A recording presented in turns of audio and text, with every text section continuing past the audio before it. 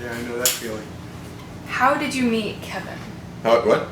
How did you meet Kevin? Probably through Nolan Bushnell. And I met Nolan Bushnell by being in a television panel. Oh, really? The one I told you about. Yeah. The onboard compatibility synchronizer. Which, if I get into that, you can sell my version of the onboard compatibility synchronizer, which incidentally is still patent. Probably. I haven't seen anything like it. Yeah, that was a TV show. What? I didn't know that. It was on a TV show. It was on the Susskind show live, nationwide, for 2 hours. I'll be damned. Well, I described a device derived from the space effort. This is a family show between 2 and 4 in the afternoon on Saturdays, with 2 executives from IBM, senior heads of research. They had a nifty thing. They had a screen with green map of Europe on black. And if you touch France, they had a touch screen. And you got the population.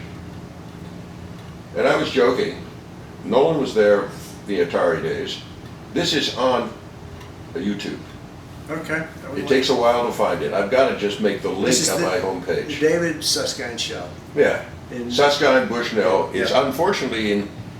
I've got to get Nolan to find. I got to get some intern to basically watch it and break it down, so you get mostly Bushnell and me, which is about 30 minutes of it, because I was slightly embarrassed. And there were 2 PhD journalists, and the guys from IBM are IBM at its most serious.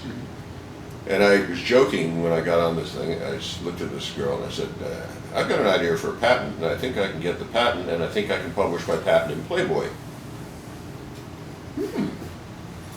So she tells Susskind, who was probably drunk as a skunk from Friday night, doesn't know anything about computers. Yeah. And this is about computers. This is, microprocessors were just getting in. And I said, "Well, what is this invention you have?" I said, "Oh my God." Off we go.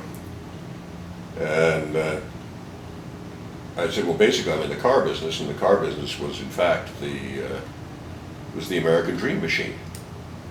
Until Ralph Nader came along and took away your convertible, and I said, cars business is kind of gone. I was then chairman of Aston Martin.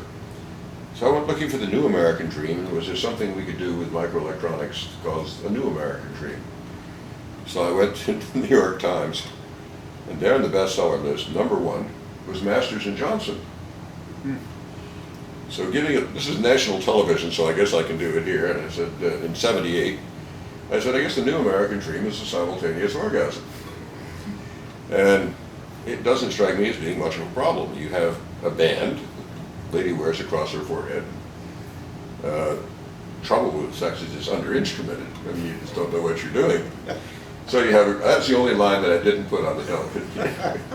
If you really want to get shot, tell somebody the problem with you is you don't have enough instruments on your control panel. This will guarantee to get you in trouble.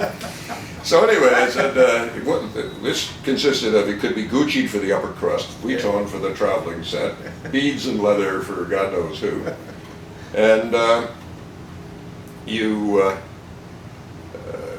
it's got a green light emitting diode and a red light emitting diode, and when the green light goes on and the red light goes off, you achieved whatever you were trying to achieve. And for people who make love in the dark with their eyes shut, we have a buzzer for 1995, an additional feature.